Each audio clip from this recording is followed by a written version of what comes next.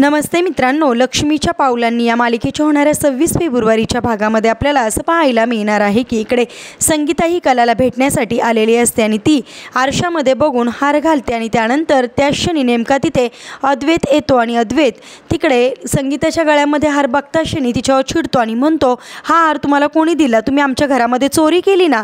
आणि संगीताचं काहीच म्हणणं तो ऐकून घेत नाही आणि सगळ्यांसमोर तिला घेऊन येतो आणि म्हणतो की ह्यांनी आपल्या घरामध्ये चोरी केली, यांनी आपल्या घरामध्ये सोन्याचा हार चोरला.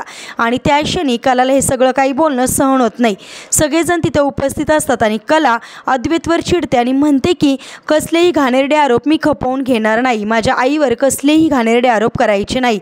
हा हार घालण्यासाठी रोहिणी आत्यानीच तिला सांगितलं होतं. आणि हे सगळं काही ऐकता क्षणी इकडे अद्वैतला मात्र फार मोठा धक्का बसतो.